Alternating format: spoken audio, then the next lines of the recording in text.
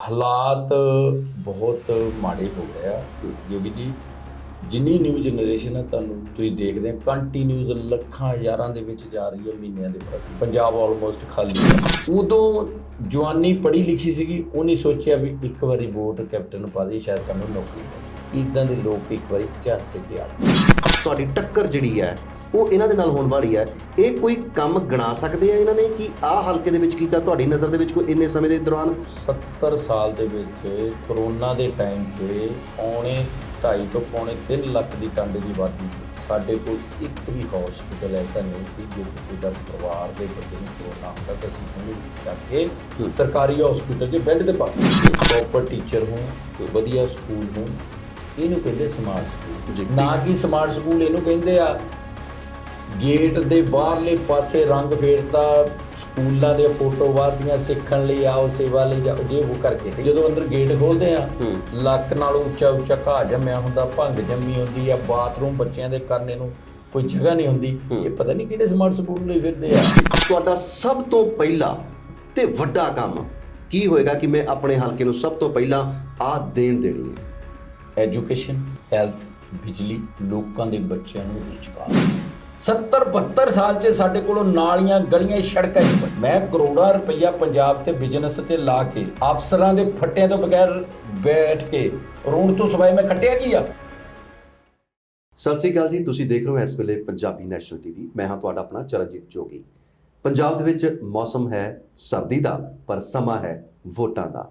ਚੋਣਾਂ ਨੇੜੇ ਆ ਗਈਆਂ ਨੇ ਔਰ ਸਾਰੇ ਹੀ ਦੌੜੇ ਫਿਰਦੇ ਨੇ ਕਿ ਕਿਸੇ ਨਾ ਕਿਸੇ ਤਰ੍ਹਾਂ 2022 ਦੇ ਵਿੱਚ ਇਹ ਟੀਸੀ ਵਾਲਾ ਬੇਰ ਮੇਰੀ ਹੀ ਝੋਲੀ ਦੇ ਵਿੱਚ ਡਿੱਗ ਪਵੇ। ਸਾਰੇ ਲੀਡਰ ਲੱਗੇ ਹੋਏ ਨੇ ਆਪੋ ਆਪਣੀਆਂ ਕੋਸ਼ਿਸ਼ਾਂ ਦੇ ਵਿੱਚ, ਪਰ ਆਖਰ ਫੈਸਲਾ ਲੋਕਾਂ ਨੇ ਕਰਨਾ ਹੈ ਔਰ ਲੋਕਾਂ ਦੇ ਵਿੱਚੋਂ ਹੀ ਬਹੁਤ ਸਾਰੇ ਨੁਮਾਇੰਦੇ ਹੁੰਦੇ ਨੇ ਕਿ ਜਿਹੜੇ ਅੱਗੇ ਆਉਂਦੇ ਨੇ। ਔਰ ਜੇਕਰ ਅਸੀਂ ਗੱਲ ਕਰੀਏ ਹਲਕਾ ਟਾਂਡਾ ਉੜਮੁੜ ਦੀ, ਤਾਂ ਇੱਥੋਂ ਆਮ ਆਦਮੀ ਪਾਰਟੀ ਨੇ ਇੱਕ ਵਾਰ ਮੁੜ ਤੋਂ ਵਿਸ਼ਵਾਸ ਪ੍ਰਗਟ ਕੀਤਾ ਹੈ ਜੀ ਆਪਣੇ ਉਮੀਦਵਾਰ ਜਸਵੀਰ ਸਿੰਘ ਰਾਜਾ ਦੇ ਵਿੱਚ।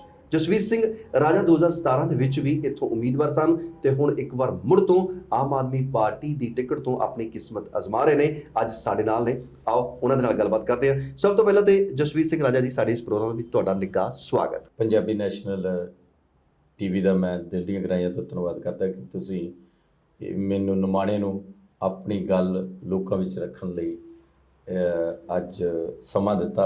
ਮੈਂ ਤੁਹਾਨੂੰ ਜੀ ਆਇਆਂ ਆਖਦਾ ਇੱਥੇ ਜੀ। ਤੇ ਰਾਜਾ ਜੀ, ਜੇਕਰ ਅਸੀਂ ਗੱਲ ਕਰੀਏ 2017 ਦੇ ਵਿੱਚ ਵੀ ਤੁਸੀਂ ਇਲੈਕਸ਼ਨ ਲੜੀ ਜੀ, ਉਸ ਵੇਲੇ ਵੀ ਤੁਸੀਂ ਬਹੁਤ ਵਧੀਆ ਇੱਕ ਫਾਈਟ ਦਿੱਤੀ। ਉਸ ਵੇਲੇ ਤੋਂ ਲੈ ਕੇ ਹੁਣ 2022 ਦੇ ਵਿੱਚ ਆਮ ਆਦਮੀ ਪਾਰਟੀ ਨੇ ਮੁੜ ਤੁਹਾਡੇ ਤੇ ਵਿਸ਼ਵਾਸ ਕੀਤਾ ਹੈ ਕਿ ਹਾਂ ਜਸਵੀਰ ਸਿੰਘ ਰਾਜਾ ਇੱਥੇ ਇੱਕ ਕਰੜੀ ਟੱਕਰ ਦੇ ਸਕਦੇ ਆ। ਇਹਨਾਂ ਸਮੇਂ ਦੇ ਦੌਰਾਨ ਕੀ ਸਿਆਸੀ ਸਮੀਕਰਨ ਬਦਲੇ ਲੱਗੇ ਨੇ?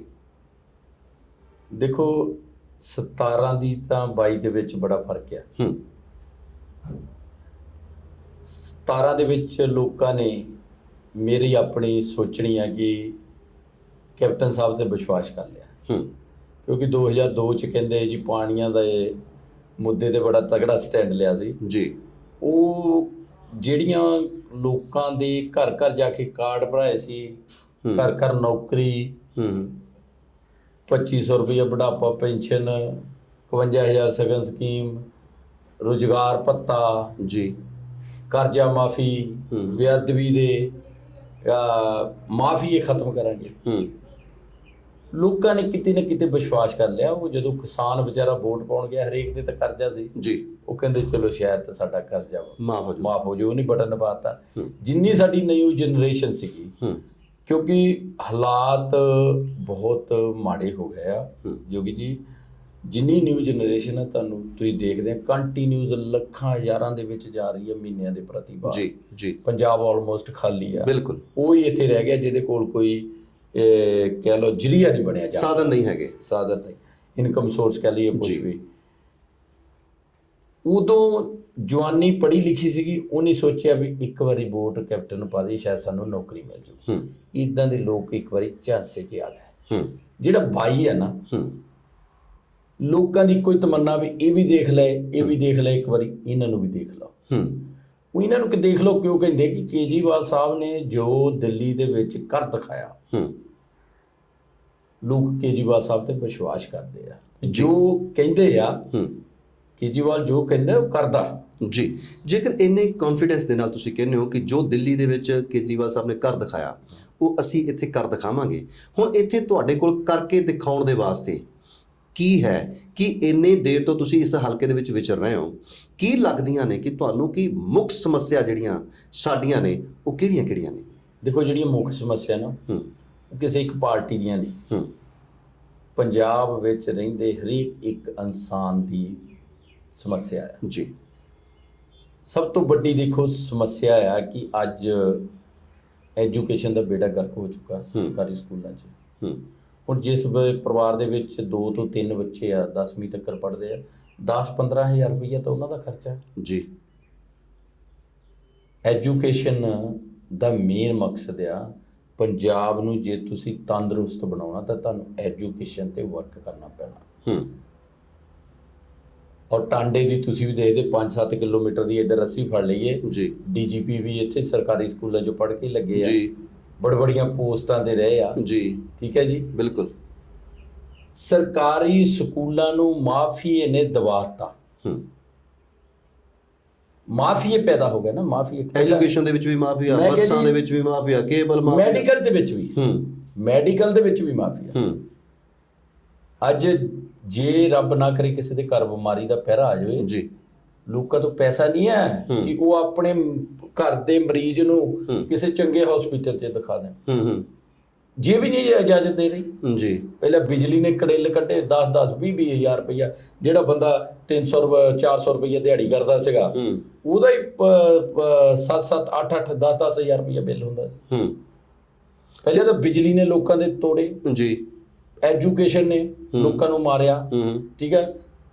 ਤੀਜਾ ਮੈਡੀਕਲ, ਮੈਡੀਕਲ ਐਜੂਕੇਸ਼ਨ ਤਾਂ ਬਿਜਲੀ, ਇਹ 3 ਮੁੱਖ ਲੋਕਾਂ ਦੀਆਂ ਲੋੜਾਂ ਅੱਜ ਜੀ। ਕਦੀ ਸੋਚਿਆ ਹੀ ਲੋਕਾਂ ਨੇ ਵੀ ਇੱਕ ਤੇਲ ਦੀ ਬੋਤਲ 200 ਰੁਪਏ ਨੂੰ ਹੋ ਜਾਏਗੀ, 200 ਤੋਂ ਵੀ ਉੱਪਰ ਨੂੰ ਜੀ ਜੀ। ਠੀਕ ਹੈ ਨਾ ਜੀ। ਲੋਕ ਵਿਸ਼ਵਾਸ ਨਹੀਂ ਰਿਹਾ ਲੋਕਾਂ ਦਾ, ਲੋਕ ਤਰ੍ਹਾਂ ਕੰਮਦੇ ਆ। ਦੇਖੋ ਮਾਫ ਕਰਿਓ, ਧੀਆਂ ਭੈਣਾਂ ਨੂੰ ਅਸੀਂ MA BEd ਕਰਕੇ ਕੋਈ 5000 ਤੇ ਪੜਾਉਣ ਲੱਗੀ ਆ, ਕੋਈ 7000 ਤੇ ਹਸਪੀਟਲ 'ਚ ਕੰਮ ਕਰਦੀ ਆ। ਜੋਗੀ ਜੀ, ਉਹ ਸਿਰਫ ਅਸੀਂ ਇਨਕਮ ਸੋਰਸ ਉਹਨਾਂ ਨੂੰ ਨਹੀਂ ਕਹਿ ਸਕਦੇ, ਇਹ ਸ਼ੋਸ਼ਣ ਹੈ, ਇਹ ਸ਼ੋਸ਼ਲ ਆ। ਉਹ ਤਾਂ ਸਿਰਫ ਮਾਂ ਪਿਓ ਨੇ ਬੱਚੀ ਜਾਂ ਬੱਚਾ ਉਹ ਇਸ ਕਰਕੇ ਲਾਇਆ ਕਿ ਜਦੋਂ ਇਹਦੀ ਸ਼ਾਦੀ ਹੋਏਗੀ, ਜੇ ਲੜਕੀ ਵਾਲੇ ਪੁੱਛਣਗੇ ਲੜਕਾ ਕੀ ਕਰਦਾ, ਕਹਿ ਦੇਵਾਂਗੇ ਜੀ ਸਕੂਲੇ ਪੜਾਉਣ ਜਾਂਦਾ ਜੀ ਜੀ। ਤੇ ਜੇ ਲੜਕੇ ਵਾਲੇ ਪੁੱਛਣਗੇ ਲੜਕੀ ਕੀ ਕਰਦੀ, ਕਹਿ ਦੇਣਗੇ ਜੀ ਇੱਥੇ ਪੜਾਉਂਦੀ ਆ। ਹੋਰ 5-10 ਹਜ਼ਾਰ ਨਾਲ ਰੋਜ਼ ਕੱਪੜੇ ਨਹੀਂ ਬਦਲੇ ਜਾ ਸਕਦੇ। 100 ਰੁਪਏ ਦਾ ਲੀਟਰ ਤੇਲ ਆ ਜੀ। ਜਿਹੜਾ ਬੰਦਾ ਘਰੋਂ 10 ਕਿਲੋਮੀਟਰ ਤੇ ਵੀ ਜਾਂਦਾ 15 ਦੇ 100 ਰੁਪਈਆ ਤਾਂ ਉਹਦਾ ਡੀਜ਼ਲ ਦਾ ਖਰਚਾ ਹੈ ਜੀ, ਪੈਟਰੋਲ ਦਾ ਜੀ ਜੀ। ਇਹ ਤਾਂ ਬੱਚਿਆਂ ਨਾਲ ਬਹੁਤ ਤਕੜਾ ਸ਼ੋਸ਼ਣ ਹੋ ਰਿਹਾ, ਇਹ ਬੰਦ ਹੋਣਾ ਚਾਹੀਦਾ ਜੀ। ਤੇ ਤੁਹਾਨੂੰ ਕੀ ਲੱਗਦਾ ਕਿ ਇੰਨੇ ਸਮੇਂ ਦੇ ਵਿੱਚ ਕਾਂਗਰਸ ਪਾਰਟੀ ਵਾਲੇ ਜਿਨ੍ਹਾਂ ਦੀ ਸੱਤਾ ਧਿਰ ਸੀ ਔਰ ਇੱਥੇ ਕਾਂਗਰਸ ਦਾ ਤੁਹਾਡੇ ਹਲਕੇ ਦੇ ਵਿੱਚ ਮੰਤਰੀ ਵੀ ਬਣ ਕੇ ਬੈਠਾ ਹੈ, ਪਹਿਲਾਂ ਤੇ 4.5 ਸਾਲ ਕਦੇ ਕੋਈ ਸਲਾਹਕਾਰ ਲੱਗ ਗਿਆ, ਕਦੇ ਕੋਈ ਕੁਛ ਹੋ ਗਿਆ, ਫਿਰ ਅੰਤ ਹੁਣ ਕਹਿੰਦੇ ਨੇ ਕਿ ਉਹ ਲਹਿੰਦੀ ਉਮਰੇ ਹੁਣ ਉਹਨਾਂ ਨੂੰ ਮੰਤਰੀ ਬਣਾ ਦਿੱਤਾ ਗਿਆ। ਤੇ ਇਹ ਜਦੋਂ ਹੁਣ ਸਰਕਾਰ ਹੁਣ ਪੂਰੀ ਆਪਣੀ ਕਾਰਜਕਾਲ ਖਤਮ ਕਰ ਰਹੀ ਹੈ ਤੇ ਮੰਤਰੀ ਵੀ ਬਣ ਗਏ ਨੇ, ਇਹ ਜਿਹੜਾ ਟਕਰਾਅ ਇਸ ਵੇਲੇ ਸਿਆਸੀ ਟਕਰਾਅ, ਜਿਹੜਾ ਤੁਹਾਡੀ ਟੱਕਰ ਜਿਹੜੀ ਹੈ ਉਹ ਇਹਨਾਂ ਦੇ ਨਾਲ ਹੋਣ ਵਾਲੀ ਹੈ, ਇਹ ਕੋਈ ਕੰਮ ਗਿਣਾ ਸਕਦੇ ਆ ਇਹਨਾਂ ਨੇ ਕਿ ਆਹ ਹਲਕੇ ਦੇ ਵਿੱਚ ਕੀਤਾ? ਤੁਹਾਡੀ ਨਜ਼ਰ ਦੇ ਵਿੱਚ ਕੋਈ ਇੰਨੇ ਸਮੇਂ ਦੇ ਦੌਰਾਨ ਕੋਈ ਹੋਇਆ ਵੱਡਾ, ਕੋਈ ਦੇਣ ਮਿਲੀ ਕੋਈ ਤੁਹਾਡੇ ਟਾਂਡੇ ਹਲਕੇ ਨੂੰ? ਪਹਿਲੀ ਗੱਲ ਹੈ ਜੋ ਜੀ, ਜਦੋਂ ਦੀ ਇਲੈਕਸ਼ਨ ਲੜੀ 2 ਪੀਰੀਅਡ ਆਏ ਸਾਡੇ ਮਾੜੇ, ਇੱਕ ਕਰੋਨਾ ਟਾਈਮ ਦਾ, ਦੂਜਾ ਕਿਸਾਨੀ ਸੰਘਰਸ਼। ਠੀਕ ਹੈ ਜੀ।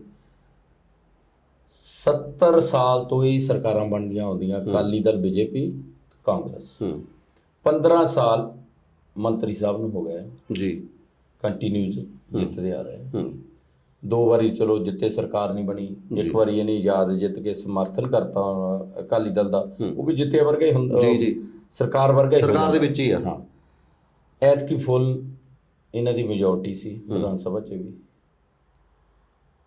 ਔਰ ਮਾਲਕ ਦੀ ਕਿਰਪਾ ਰਹੀ ਆ, ਸਲਾਹਕਾਰ ਵੀ ਲੱਗੇ ਰਹੇ ਆ, ਦੁਆਬੇ ਦੇ ਪ੍ਰਧਾਨ ਵੀ ਜੀ, ਮੰਤਰੀ ਵੀ ਜੰਗਲਾਤ ਮਹਿਕਮੇ, ਜੋ ਕਿ ਜੀ 70 ਸਾਲ ਦੇ ਵਿੱਚ ਕਰੋਨਾ ਦੇ ਟਾਈਮ 'ਚ 2.5 ਤੋਂ 3.5 ਲੱਖ ਦੀ ਟਾਂਡੇ ਦੀ ਆਬਾਦੀ 'ਚ ਜੀ ਸਾਡੇ ਕੋਲ ਇੱਕ ਵੀ ਹਸਪੀਟਲ ਐਸਾ ਨਹੀਂ ਸੀ। ਜੇ ਕਿਸੇ ਦਾ ਪਰਿਵਾਰ ਦੇ ਬੰਦੇ ਨੂੰ ਕਰੋਨਾ ਹੁੰਦਾ ਤਾਂ ਅਸੀਂ ਉਹਨੂੰ ਚੱਕ ਕੇ ਸਰਕਾਰੀ ਹਸਪੀਟਲ 'ਚ ਬੈੱਡ ਤੇ ਪਾ ਦਿੰਦੇ। ਇਹਨਾਂ ਹੋਰ ਬਦਕਿਸਮਤੀ ਕੀ ਹੋ ਸਕਦੀ ਹੈ ਜੀ। ਹਸਪੀਟਲ, ਔਰ ਜਦੋਂ ਇਲੈਕਸ਼ਨ ਹੁੰਦੀ ਆ 50 ਬੈੱਡ ਦਾ ਮੈਂ ਹਸਪੀਟਲ ਬਣਾ ਕੇ ਦਊਂ ਗੜ੍ਹਦੀ ਵਾਲੇ 'ਚ। ਅੱਜ ਦੀ ਡੇਟ 'ਚ ਸਿਰਫ ਬੋਰਡ ਲੱਗੇ ਆ, ਬਾਬਾ ਖੱਟ ਲਈ ਨਹੀਂ, ਜਿੱਦਾਂ 36,000 ਨੌਕਰੀਆਂ ਦੀ ਬਾਬਾ ਖੱਟ ਲਈ ਨਾ ਜੀ, ਇਦਾਂ ਹੀ ਮੰਤਰੀ ਸਾਹਿਬ ਨੇ 30 ਬੈੱਡ ਦਾ ਹਸਪੀਟਲ ਬਣਾਉਣ ਨੂੰ ਵੱਡੇ ਤੁਸੀਂ ਦੇਖਿਓ 20 ਫੁੱਟ ਲੰਮੇ ਇਸ਼ਤਿਹਾਰ ਫੋਟੋਆਂ ਲਾ ਕੇ ਬਾਬਾ ਖੱਟਣ ਲਈ ਕਰਤੀ ਆ ਜੀ। ਮੈਨੂੰ ਜਿੱਥੇ ਤੱਕ ਮੇਰੀ ਜਾਣਕਾਰੀ ਕਿ ਅੱਜ ਦੀ ਡੇਟ 'ਚ ਵੀ ਜਿੱਥੇ ਗੜ੍ਹਦੀ ਵਾਲੇ 'ਚ ਹਸਪੀਟਲ ਦੀ ਕਹਿੰਦੇ ਅਸੀਂ ਬਣਾਤਾ, ਉਹ ਡਿਸਪੈਂਸਰੀ ਤੋਂ ਹਸਪੀਟਲ ਦੀ ਕੈਟਾਗਰੀ 'ਚ ਕਨਵਰਟ ਹੀ ਨਹੀਂ ਹੋਇਆ, ਡਿਸਪੈਂਸਰੀ ਰਹਿ ਗਈ। ਹੁਣ ਤੁਹਾਡੋ ਤੜ ਲੱਗੇ ਆ ਇੱਥੇ ਵੀ ਉਦਘਾਟਨ, ਇੱਥੇ ਵੀ ਉਦਘਾਟਨ, ਉਹ ਸਿਰਫ ਚਿੱਟੇ ਹਾਥੀਆਂ ਤੋਂ ਸਿਵਾਏ ਕੁਛ ਨਹੀਂ ਰਹਿ ਜਾਣਾ। ਅੱਛਾ, ਜਿਹੜੀ ਵਿਰੋਧੀ ਧਿਰ ਹੁੰਦੀ ਹੈ ਉਹ ਵਿਰੋਧੀ ਧਿਰ ਸਰਕਾਰ ਨੂੰ ਕੰਨੋਂ ਫੜ ਕੇ ਕੰਮ ਤੇ ਲਾਉਂਦੀ ਹੈ, ਪਰ ਵਿਰੋਧੀ ਧਿਰ ਆਮ ਆਦਮੀ ਪਾਰਟੀ ਨੂੰ ਲੋਕਾਂ ਨੇ ਬਹੁਤ ਵੱਡਾ ਇੱਕ ਹੁਲਾਰਾ ਦਿੱਤਾ ਸੀਗਾ 2017 ਦੇ ਵਿੱਚ, ਪਰ ਵਿਰੋਧੀ ਧਿਰ ਦੇ ਵਿੱਚ ਹੁੰਦੇ ਆਮ ਆਦਮੀ ਪਾਰਟੀ ਨੇ ਕਿਉਂ ਨਹੀਂ ਆਪਣੇ ਇਸ ਹਲਕੇ ਟਾਂਡੇ ਦੇ ਵਾਸਤੇ, ਤੁਸੀਂ ਸੀਗੇ, ਕਿਉਂ ਨਹੀਂ ਇਹਨਾਂ ਦਾ ਵਿਰੋਧ ਕੀਤਾ, ਕਿਉਂ ਨਹੀਂ ਇਹਨਾਂ ਦੇ ਖਿਲਾਫ ਹੱਲੇ ਬੋਲੇ? ਮੈਂ ਤਾਂ ਰੋਜ਼ ਬੋਲਦਾ ਸਟੇਜਾਂ ਤੇ, ਤਦੇ ਤਾਂ ਬੋਰਡ ਲੱਗੇ ਆ ਹਸਪੀਟਲ ਦੇ। ਉਸ ਗੜ੍ਹਦੀ ਵਾਲੇ ਡਿਸਪੈਂਸਰੀ 'ਚ ਡਾਕਟਰ ਵੀ ਨਹੀਂ ਆਉਂਦਾ ਸੀ, ਮੈਂ ਧਰਨਾ ਲਾਇਆ, ਬੈਠੇ ਸੀ ਉੱਥੇ, ਇੱਕ ਡਾਕਟਰ ਪਰਮਾਨੈਂਟ ਹੀ ਆਉਣ ਲੱਗਾ। ਠੀਕ ਹੈ ਜੀ। ਅਸੀਂ ਸ਼ਹਿਰ, ਤੁਸੀਂ ਦੇਖਿਆ ਸ਼ਹਿਰ ਸਾਡਾ ਜੀ, ਆ ਕੈਮਰਾ ਲੈ ਕੇ ਜਰਾ ਚੱਲ ਜਾਓ, 40 ਕਰੋੜ ਰੁਪਈਆ ਮੈਨੂੰ ਦੱਸੋ ਕਿੱਥੇ ਲੱਗਿਆ। ਅਸੀਂ ਤਾਂ ਇਹਨਾਂ ਦੇ ਮੰਤਰੀ ਸਾਹਿਬ ਨੇ ਪਿੱਛੇ ਜੇ ਟੀਵੀ ਤੇ ਮੈਂ ਦਿਖਾਇਆ ਸੀ, ਮਾਡਲ ਟਾਊਨ 'ਚ ਮਕਾਨ ਪਾ ਲਿਆ ਜੀ। ਮਾਡਲ ਟਾਊਨ ਦੇ ਤੇ ਸ਼ਹਿਰ ਦੇ ਗੱਬੇ ਇੱਕ ਸੜਕ ਆਉਂਦੀ ਆ ਕਿਨਾਰੇ ਤੇ, ਮਾਡਲ ਟਾਊਨ ਦੇ ਵਿੱਚ ਇੱਕ ਛੱਪੜ ਸੀ ਸਾਰੇ ਪਿੰਡ ਦੇ ਬਣਿਆ ਹੋਇਆ, ਉਹਦਾ ਪਾਣੀ ਸੀਵਰੇਜ 'ਚ ਨਹੀਂ ਪੈਣ ਦਿੰਦੇ। ਕਹਿੰਦੇ ਜੀ ਇਹ ਕਾਨੂੰਨ ਦੇ ਖਿਲਾਫ ਆ, ਜਿਹੜਾ ਮਾਡਲ ਟਾਊਨ ਆ ਉਹ ਸਿਟੀ ਦੇ ਵਿੱਚ ਨਹੀਂ ਆਉਂਦਾ। ਅੱਛਾ, ਮੰਤਰੀ ਸਾਹਿਬ ਨੇ ਆਪਣੀ ਕੋਠੀ ਦਾ ਰਾਤੋਂ ਰਾਤ ਖੁਰਚ ਕੇ ਥੱਲਿਓਂ ਪਾਣੀ ਸੀਵਰੇਜ 'ਚ ਪਾਤਾ ਸ਼ਹਿਰ 'ਚ। ਫਿਰ ਅਸੀਂ ਰੌਲਾ ਪਾਇਆ, ਪਿੱਟੇ ਉੱਥੇ ਜਾ ਕੇ, ਉੱਥੇ ਹੋਰ ਕਪੜੇ ਦੇ ਕਪੜਾ ਨਿਕਲਿਆ, ਇੱਕ ਛੱਪੜ ਦਾ ਲਿਖਿਆ ਸੀ ਵੀ ਇਹਦੇ ਤੇ 1.5 ਲੱਖ ਸਫਾਈ ਤੇ ਲੱਗਾ, ਉਹ ਛੱਪੜ ਹੀ ਨਹੀਂ ਸੀਗਾ। ਇੱਦਾਂ ਦੇ ਕਈ ਸਾਨੂੰ ਜਾਣਕਾਰੀਆਂ ਜਿੱਥੇ ਜਿੱਥੇ ਸਮੇਂ ਦੇ ਮੁਤਾਬਕ ਅਸੀਂ ਸਾਨੂੰ ਦਿਖਦਾ ਅਸੀਂ ਉੱਥੇ ਮੁੱਦੇ ਚੱਕਦੇ ਹਾਂ ਇਹਨਾਂ ਦੇ ਜੀ। ਹਸਪੀਟਲ ਦੀ ਪ੍ਰੋਬਲਮ ਸੀ, ਚੱਕਿਆ। ਹੁਣ ਰੀਡ ਦੀ, ਹੁਣ ਲੋਕਾਂ ਤੋਂ ਸੱਚੇ ਹੋਣ ਨੂੰ। ਅੱਛਾ, ਜਦੋਂ ਗੱਲ ਕਰਦੇ ਹਾਂ ਆਪਾਂ 2017 ਦੀ, ਉਸ ਵੇਲੇ ਆਮ ਆਦਮੀ ਪਾਰਟੀ ਦੀ ਬਹੁਤ ਵੱਡੀ ਹਵਾ ਸੀ, ਸਰਵੇ ਵੀ ਕਹਿੰਦੇ ਸੀ ਕਿ ਆਮ ਆਦਮੀ ਪਾਰਟੀ ਤਾਂ 100 ਸੀਟ ਲੈ ਜਾਏਗੀ ਔਰ ਸਰਕਾਰ ਬਣਾ ਲਏਗੀ, ਪਰ ਉਸ ਵੇਲੇ ਹਵਾ ਦੇ ਵਿੱਚ ਵੀ ਉਹ ਜਿਹੜਾ ਤੁਹਾਡੀ ਸਰਕਾਰ ਬਣਾਉਣ ਦਾ ਸੁਪਨਾ ਸੀਗਾ ਉਹ ਹਵਾ ਦੇ ਵਿੱਚ ਰਹਿ ਗਿਆ।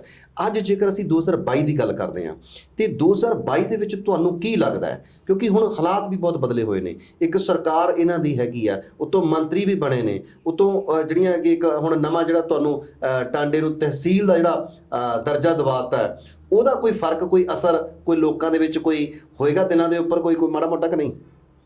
ਤਹਿਸੀਲ ਦੀ ਗੱਲ ਕਰ ਲਈ ਆ, ਤਹਿਸੀਲ ਦੀ ਲਿਆ ਕੇ ਬਾਬਾ ਖੱਟ ਲਈ। ਤਹਿਸੀਲ ਤਾਂ ਦਸੂਹੇ ਵੀ ਵੱਡੀ ਆ, ਐਸਡੀਐਮ ਸਾਹਿਬ ਨਾਲ ਹੀ ਬਹਿੰਦੇ ਆ ਰਜਿਸਟਰ ਜੀ, ਕਿ ਉੱਥੇ ਕਰਪਸ਼ਨ ਬੰਦ ਹੋ ਗਈ? ਲੋਕ ਦੁਖੀ ਕਿੱਥੋਂ ਆ? ਖੱਜਲ ਖੁਜਾਰੀ ਖਤਮ ਹੋ ਗਈ ਉੱਥੇ?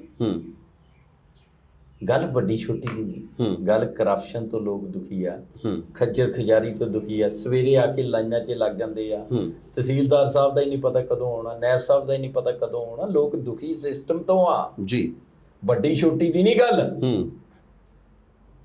ਪਰ ਇੱਕ ਮੈਨੂੰ ਇਹ ਦੱਸੋ, ਪੁਰਾਤਨ ਸਮੇਂ ਦੀਆਂ ਜਿੰਨੀਆਂ ਵੀ ਇਹ ਪਾਰਟੀਆਂ, ਇਹਨਾਂ ਨੂੰ ਪੌਣੇ 5 ਸਾਲ ਦੇ ਬਾਅਦ ਕਿਉਂ ਕੰਮ ਚੇਤੇ ਆਉਂਦੇ ਆ? ਜੀ ਪੌਣੇ 5 ਸਾਲ ਤੋਂ ਬਾਅਦ ਕਿਉਂ ਕੰਮ ਚੇਤੇ ਆਉਂਦੇ ਆ? ਬਿਲਕੁਲ ਜੀ, ਪੌਣੇ 5 ਸਾਲਾਂ ਬਾਅਦ ਜਦੋਂ ਵੋਟਾਂ ਸਿਰ ਤੇ ਆ ਜਾਂਦੀਆਂ ਨੇ, ਉਦੋਂ ਫਿਰ ਸਾਰੇ ਆਗੂ ਜਿਹੜੇ ਆ ਉਹ ਆਪਣੇ ਘਰਾਂ ਦੇ ਵਿੱਚੋਂ ਨਿਕਲਦੇ ਨੇ, ਜੇਕਰ ਮੰਤਰੀ ਨੇ ਤੇ ਆਪਣੇ ਦਫ਼ਤਰਾਂ ਦੇ ਵਿੱਚੋਂ ਬਾਹਰ ਨਿਕਲਦੇ ਨੇ, ਲੋਕਾਂ ਦੇ ਲਈ ਬਹੁਤ ਕੁਝ ਕਰਦੇ ਨੇ ਔਰ ਦੌੜਦੇ ਨੇ ਔਰ ਫਿਰ ਮੁੜ ਤੋਂ ਭਰਮਾਉਣ ਦੀ ਕੋਸ਼ਿਸ਼ ਕਰਦੇ ਨੇ। ਔਰ ਇਹੋ ਜਿਹੇ ਹਾਲਾਤ ਇਸ ਵੇਲੇ ਵੀ ਪੰਜਾਬ ਦੇ ਵਿੱਚ ਬਣੇ ਹੋਏ ਨੇ, ਪੂਰੇ ਦਨਾਉਂਦੇ ਸ਼ਹਿਰਾਂ ਦੇ ਵਿੱਚ ਲੋਕਾਂ ਦੇ ਵਿੱਚ ਆਗੂ ਦੌੜ ਰਹੇ ਨੇ। ਬਹੁਤ ਸਾਰੀਆਂ ਗੱਲਾਂ ਬਾਤਾਂ ਹੋਰ ਵੀ ਨੇ, ਕਰਾਂਗੇ ਜੀ ਅਸੀਂ ਹਲਕਾ ਟਾਂਡਾ ਉੜਮੁੜ ਤੋਂ ਆਮ ਆਦਮੀ ਪਾਰਟੀ ਦੇ ਉਮੀਦਵਾਰ ਜਸਵੀਰ ਸਿੰਘ ਰਾਜਾ ਦੇ ਨਾਲ। ਇਸੇ ਤਰ੍ਹਾਂ ਤੁਸੀਂ ਦੇਖਦੇ ਰਹੋ Punjabi national TV.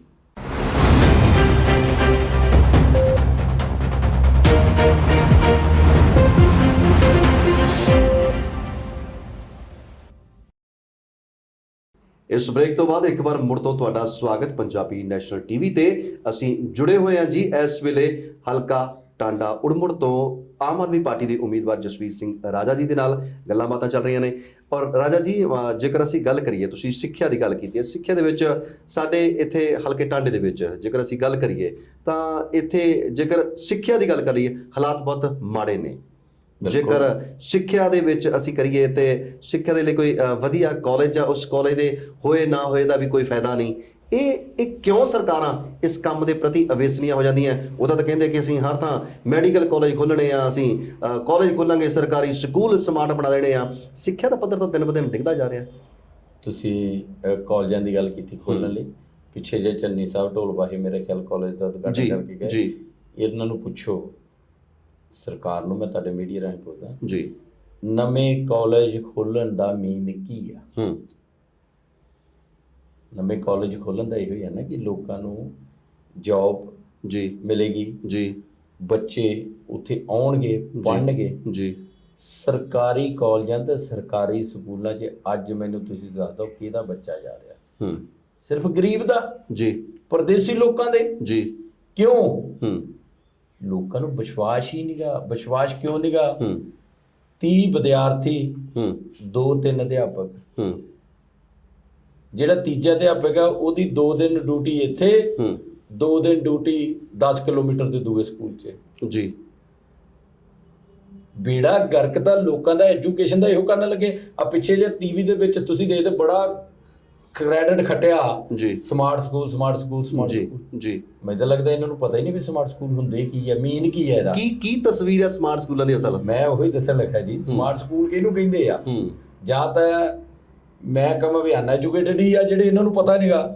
Smart school ਦਾ ਮੀਨ ਆ ਕਿ ਵਧੀਆ ਸਕੂਲ ਜਿਹਦੇ ਵਿੱਚ ਪ੍ਰੋਪਰ ਬੱਚਿਆਂ ਦੇ ਬੈਠਣ ਲਈ ਅਰੇਂਜਮੈਂਟ ਆ, ਔਰ ਪੜ੍ਹਾਈ ਦੇ ਮਾਹੌਲ ਵਾਲਾ ਰੂਮ ਆ, ਠੀਕ ਹੈ ਜੀ, ਔਰ ਟੀਚਰ ਪੂਰੇ ਆ ਜੀ, ਐਜੂਕੇਸ਼ਨ ਦੇ ਹਿਸਾਬ ਦੇ ਨਾਲ, ਰਿਕੁਆਇਰਮੈਂਟ ਨਾਲ ਜੀ, ਔਰ ਬਕਾਇਦਾ LCDਆਂ ਲੱਗੀਆਂ ਆ, ਕਿਉਂਕਿ ਉਹਦਾ ਮੇਨ ਹੁੰਦਾ ਕਿ ਜੇ ਬੱਚਾ ਕੋਈ ਐਬਸੈਂਟ ਆ, ਨਹੀਂ ਆਇਆ, ਤਾਂ ਉਹ CD ਲੈ ਕੇ ਜਾਂ ਆਨਲਾਈਨ ਚੈੱਕ ਕਰ ਲੈਂਦਾ ਕਿ ਜਿਹੜਾ ਕੱਲ ਮੇਰੇ ਅਧਿਆਪਕ ਨੇ ਪੜ੍ਹਾਇਆ ਉਹ ਕੀ ਆ ਜੀ, ਉਹ ਦੇਖ ਲੈਂਦਾ। ਠੀਕ ਹੈ, ਪ੍ਰੋਪਰ ਟੀਚਰ ਹੋਣ, ਵਧੀਆ ਸਕੂਲ ਹੋਣ, ਇਹਨੂੰ ਕਹਿੰਦੇ ਸਮਾਰਟ ਸਕੂਲ। ਨਾ ਕਿ ਸਮਾਰਟ ਸਕੂਲ ਇਹਨੂੰ ਕਹਿੰਦੇ ਆ ਗੇਟ ਦੇ ਬਾਹਰਲੇ ਪਾਸੇ ਰੰਗ ਫੇਰਦਾ, ਸਕੂਲਾਂ ਦੀਆਂ ਫੋਟੋ ਵਾਦੀਆਂ, ਸਿੱਖਣ ਲਈ ਆਓ, ਸੇਵਾ ਲਈ ਜਾਓ, ਜੇ ਉਹ ਕਰਕੇ। ਠੀਕ ਹੈ, ਤੇ ਜਦੋਂ ਅੰਦਰ ਗੇਟ ਖੋਲਦੇ ਆ, ਲੱਕ ਨਾਲੋਂ ਉੱਚਾ ਉੱਚਾ ਘਾਹ ਜੰਮਿਆ ਹੁੰਦਾ, ਭੰਗ ਜੰਮੀ ਹੁੰਦੀ ਆ, ਬਾਥਰੂਮ ਬੱਚਿਆਂ ਦੇ ਕਰਨੇ ਨੂੰ ਕੋਈ ਜਗ੍ਹਾ ਨਹੀਂ ਹੁੰਦੀ। ਇਹ ਪਤਾ ਨਹੀਂ ਕਿਹੜੇ ਸਮਾਰਟ ਸਕੂਲ ਲਈ ਫਿਰਦੇ ਆ ਜੀ। ਤੇ ਜੇਕਰ ਦੂਸਰੀ, ਜੇ ਸਮਾਰਟ ਸਕੂਲ ਸਰਕਾਰ ਨੇ ਬਣਾਏ ਆ, ਸਰਕਾਰ ਸ਼ੋਅ ਕਰੇ ਵੀ ਇਸ ਸਕੂਲ ਨੂੰ ਅਸੀਂ ਇੰਨੇ ਦੀ ਚੈੱਕ ਦਿੱਤੀ ਆ ਸਮਾਰਟ ਸਕੂਲ ਬਣਨੇ ਲਈ, ਪੈਸਾ ਤਾਂ ਕੋਈ ਦਿੱਤਾ ਨਹੀਂ ਜੀ। ਇਹ ਤਾਂ ਅਧਿਆਪਕਾਂ ਦਾ ਧੰਨਵਾਦ ਕਰਨ, ਜਾਂ ਪਿੰਡ ਦੇ ਮੋਹਤਬਾਰ ਬੰਦਿਆਂ ਦਾ, ਜਾਂ NRIਆਂ ਦਾ ਧੰਨਵਾਦ ਕਰਨ ਜਿਹਨੇ ਪੈਸਾ ਇਕੱਠਾ ਕਰਕੇ ਉਹ ਕੁੱਚਾ ਪੱਚੀ ਜਿਹੀ ਕੀਤੀ ਆ। ਇਹ ਤਾਂ ਐਵੇਂ ਅੱਜ ਦੀ ਸੁਣ ਲਓ, ਮੈਂ ਸਵੇਰੇ ਅਖਬਾਰ ਚੱਕੀ ਜੀ, 3 ਪੇਜ ਗਬਲੇ, ਮੇਰਾ ਖਿਆਲ ਹੈ ਉਹਦੀ ਕਾਸਟ ਮੋਸਟ ਇੱਕ ਪੇਜ ਦੀ 3 ਤੋਂ 4 ਲੱਖ ਜੀ। 4 ਪੇਜਾਂ 'ਚ ਦੱਸਣਾ ਪੈ ਰਿਹਾ ਸੀ ਆਹ ਕੀਤਾ, 100 ਦਿਨ 100 ਕੰਮ, ਜੇ ਉਹ। ਤਾਂ ਮੇਰੇ ਮੁਤਾਬਕ 20 ਅਖਬਾਰਾਂ ਸਰਕਾਰ ਦੇ ਬੱਚੇ ਜਿਨ੍ਹਾਂ ਨੂੰ ਇਹ ਇਸ਼ਤਿਹਾਰ ਦਿੰਦੇ ਜੀ। ਇੱਕ ਅਖਬਾਰ ਨੂੰ ਹੋ ਗਿਆ 4 ਤੀਏ 12 ਲੱਖ, ਤਾਂ 20 ਨੂੰ ਦੇ ਲਓ। ਭਲੇ ਉਹ ਲੋਕੋ, ਉਹ ਗਰੀਬਾਂ ਦੇ ਘਰ ਦੇਖੋ, ਆ ਮੀਂਹ ਪੈਂਦਾ ਨਾ, ਕਦੀ ਮੰਜਾ ਇੱਥੋਂ ਚੱਕਦੇ, ਕਦੀ ਰਾਤ ਨੂੰ ਇੱਥੇ ਡਾਉਂਦੇ, ਕਦੀ ਦੀ ਇੱਥੇ ਚੋਂਦੀਆਂ ਛੱਤਾਂ। 1.5 ਲੱਖ ਨਾਲ 2 ਬੈਡਰੂਮ ਦਾ, ਇੱਕ ਬੈਡਰੂਮ 2-3 ਖਾਨੇ ਦਾ ਕਮਰਾ ਬਣ ਜਾਂਦਾ ਜੀ। ਉੱਧਰ ਨੂੰ ਧਿਆਨ ਨਹੀਂਗਾ, ਸਿਰਫ ਝੂਠ ਦਾ ਕੂੜ ਤੋਲਣ ਲਈ ਅਸੀਂ ਆਹ ਕਰਤਾ। ਜੇ ਤੁਸੀਂ ਇੱਥੇ ਆਏ ਹੋ, ਮੈਨੂੰ ਦੱਸਣ ਦੀ ਕੀ ਲੋੜ ਆ? ਤੁਸੀਂ ਆਏ ਹੋ, ਜੀ ਆਏ ਨੂੰ ਮੈਨੂੰ ਪਤਾ ਹੀ ਆ ਨਾ। ਜੇ ਪਬਲਿਕ ਦੇ ਵਿੱਚ ਕੰਮ ਕੀਤੇ ਆ, ਪਬਲਿਕ ਨੂੰ ਪਤਾ ਹੀ ਆ, ਦੱਸਣ ਦੀ ਕੀ ਲੋੜ ਹੈ ਤੁਹਾਨੂੰ ਜੀ। ਅੱਜ ਕਰੋੜਾਂ ਰੁਪਈਆ ਉਜਾੜ ਰਹੇ ਹੋ, ਠੀਕ ਹੈ। ਬਾਕੀ ਇਹ ਗੱਲ ਰੀਸ ਤਾਂ ਕਰਦੇ ਆ, ਰੀਸ ਤਾਂ ਕੇਜਰੀਵਾਲ ਸਾਹਿਬ ਦੀ ਕਰਦੇ ਆ, ਜੁਰਦੇ ਤਾਂ ਖੜੇ ਹੋਣ ਸਟੇਜ ਤੇ ਕਰਨ ਪੂਰੇ ਪੰਜਾਬ ਦੀ ਰੈਲੀ, ਵੀ ਲੋਕੋ ਜੇ ਸਾਡੇ ਕੰਮ ਚੰਗੇ ਲੱਗੇ ਤਾਂ ਸਾਨੂੰ ਵੋਟ ਪਾ ਦਿਓ, ਨਹੀਂ ਤਾਂ ਇਹਨਾਂ ਨੂੰ ਪਾ ਦਿਓ। ਹੈ ਹਿੰਮਤ ਜੀ। ਅੱਛਾ, ਇੱਕ ਗੱਲ ਕੇਜਰੀਵਾਲ ਸਾਹਿਬ ਦੀ ਆਪਾਂ ਕਰ ਲੈਂਦੇ ਆ। ਕਹਿੰਦੇ ਸੀ ਰਵਾਇਤੀ ਪਾਰਟੀਆਂ, ਅਸੀਂ ਸਿਆਸਤ ਨੂੰ ਬਦਲਣ ਦੇ ਲਈ ਆਏ ਹਾਂ। ਸਿਆਸਤ ਨੂੰ ਬਦਲਣ ਦਾ ਇਹ ਜਦੋਂ ਤੋਂ ਆਇਆ ਉਸੇ ਵੇਲੇ ਤੋਂ ਇਹ ਨਾਰਾ ਰਿਹਾ ਕਿ ਬਿਲਕੁਲ। ਅਸੀਂ ਸਿਆਸਤ ਬਦਲਾਂਗੇ। ਪਰ ਚੱਕਰ ਇਹ ਆ ਕਿ ਅੱਜ ਕੇਜਰੀਵਾਲ ਸਾਹਿਬ ਵੀ ਕਹਿੰਦੇ ਆ ਕਿ ਅਸੀਂ ਬਿਜਲੀ ਮੁਫਤ ਦੇਵਾਂਗੇ, ਅਸੀਂ 1000 ਰੁਪਈਆ ਔਰਤਾਂ ਨੂੰ ਦੇਵਾਂਗੇ, ਅਸੀਂ ਆਹ ਕਰ ਦਿਆਂਗੇ। ਰਵਾਇਤੀ ਪਾਰਟੀਆਂ ਵੀ, ਉਧਰ ਕਾਂਗਰਸ ਵਾਲੇ ਵੀ ਕਹਿੰਦੇ ਵੀ ਅਸੀਂ ਬਿਜਲੀ ਮਾਫ ਕਰ ਦਿੱਤੀ ਆ ਜੀ। ਉਧਰ ਸੁਖਬੀਰ ਸਿੰਘ ਬਾਦਲ ਕਹਿੰਦਾ ਜਦੋਂ ਸਾਡੀ ਸਰਕਾਰ ਆ ਜੂਗੀ ਅਸੀਂ 400 ਯੂਨਿਟ ਦੇ ਦੇਵਾਂਗੇ। ਉਧਰ ਨਵਜੋਤ ਸਿੰਘ ਸਿੱਧੂ ਉੱਠਦੇ ਆ, ਉਹ ਕਹਿੰਦੇ ਮੈਂ 2000 ਦੇ ਦੂੰਗਾ। ਜੇਕਰ ਇਹਦੀ ਲਾਲਚ ਵਧਾਉਂਦੇ ਰਹੇ ਆਮ ਲੋਕਾਂ ਦਾ, ਤਾਂ ਫਿਰ ਲੋਕੀ ਇਹ ਨਾ ਕਿਤੇ ਦੇ ਲੈਣ ਕਿ ਭਾਈ ਸਾਨੂੰ ਉਧਰੋਂ 5000 ਮਿਲਦਾ, ਆਪਾਂ ਉਧਰ ਨਾ ਵੋਟ ਪਾ ਦਈਏ। ਇਹ ਜਿਹੜਾ ਇਹ ਪਾਰਟੀਆਂ ਕਿਉਂ ਕਰਦੀਆਂ? ਤੁਹਾਡੀ ਗੱਲ ਬਿਲਕੁਲ 100% ਪਹਿਲੀ ਗੱਲ ਮੈਂ ਕਲੀਅਰ ਕਰਦਾ ਜੀ, ਕਿਸੇ ਸਰਕਾਰ ਨੇ ਮੁਫਤ ਜੇਬ ਚੋਂ ਨਹੀਂ ਦੇਣਾ। ਬਿਲਕੁਲ ਠੀਕ ਗੱਲ ਹੈ। ਪਿੰਡਾਂ ਦੇ ਵਿੱਚ ਗ੍ਰਾਂਟਾਂ ਦਿੰਦੇ ਆ, ਦਿੰਦੇ ਆ, ਸਟੇਜਾਂ ਤੇ ਖੜ ਕੇ ਕੀ ਕਹਿੰਦੇ ਜੀ, ਅਸੀਂ ਇਸ ਪਿੰਡ ਨੂੰ 5 ਲੱਖ ਰੁਪਏ ਦੀ ਚੈੱਕ ਦਿੱਤੀ। ਉਹ ਭਲੇ ਲੋਕੋ ਕਦੀ ਉਸ ਪਿੰਡ ਨੂੰ ਇਹ ਵੀ ਦੱਸ ਦਿਓ ਵੀ ਲੋਕੋ ਤੁਸੀਂ 5 ਸਾਲ 'ਚ ਇਸ ਪਿੰਡ ਨੇ ਐਸਟੀਮੇਟ ਮੁਤਾਬਕ ਇੰਨਾ ਟੈਕਸ ਗਵਰਨਮੈਂਟ ਨੂੰ ਦਿੱਤਾ ਆ ਜਿਹੜਾ 5 ਲੱਖ ਰੁਪਈਆ ਆ ਇਹ ਤੁਹਾਡੇ ਦਿੱਤੇ ਹੋਏ ਟੈਕਸ ਦੇ ਵਿੱਚੋਂ ਅਸੀਂ ਤੁਹਾਨੂੰ ਰਿਫੰਡ ਕਰਕੇ ਦੇ ਰਹੇ ਹਾਂ। ਆਹ ਤਾਂ ਗੱਲ ਬਣਦੀ ਨਾ। ਇਹ ਤਾਂ ਇਦਾਂ ਹੱਥਣਾ ਮਾਰਦੇ ਆ ਜਿੱਦਾਂ ਆਪਣੀ ਚੈੱਕ ਬੁੱਕ 'ਚੋਂ ਦਿੰਦੇ ਆ ਲੋਕਾਂ ਨੂੰ। ਉੱਥੇ ਜੋ ਹੁੰਦਾ ਉਹ ਤੁਹਾਨੂੰ ਵੀ ਪਤਾ ਵੀ ਅਕਾਲੀ ਦਲ ਦਾ ਸਰਪੰਚ ਹੈ ਕਿ ਇਹ ਬੀਜੇਪੀ ਦਾ ਕਿ ਇਹ ਆਮ ਆਦਮੀ ਪਾਰਟੀ ਦਾ, ਠੀਕ ਹੈ। ਉੱਥੇ ਵੀ ਬੇਤਰਾ ਹੁੰਦਾ। ਜੋਗੀ ਜੀ ਪਹਿਲੀ ਗੱਲ ਹੈ, ਕਿਸੇ ਸਰਕਾਰ ਨੇ ਲੋਕਾਂ ਨੂੰ ਕੁਝ ਮੁਫਤ ਨਹੀਂ ਦੇਣਾ ਆਪਣੀ ਜੇਬ 'ਚੋਂ। ਕੇਜਰੀਵਾਲ ਸਾਹਿਬ ਨੇ ਸਹੂਲਤਾਂ ਦਿੱਤੀਆਂ ਦਿੱਲੀ 'ਚ, ਆਪਾਂ ਮੰਨਦੇ ਹਾਂ ਦਿੱਤੀਆਂ। ਕੈਨੇਡਾ, ਅਮਰੀਕਾ, ਇੰਗਲੈਂਡ ਪਾਰਲੀਮੈਂਟ ਜੇ ਉਹਨਾਂ ਦੀ ਸੋਭਾ ਕਰਦੇ, ਕੁਛ ਨਾ ਕੁਛ ਤਾਂ ਚੱਕਰ ਹੈ ਨਾ। ਪਿੱਛੇ ਜੇ ਤੁਸੀਂ ਦੇਖਦੇ ਆ ਭਾਜਪਾ ਦੀ ਸਰਕਾਰ ਹੈ ਇੰਡੀਆ ਗਵਰਨਮੈਂਟ 'ਚ ਜੀ, ਉਹ ਸਾਡੇ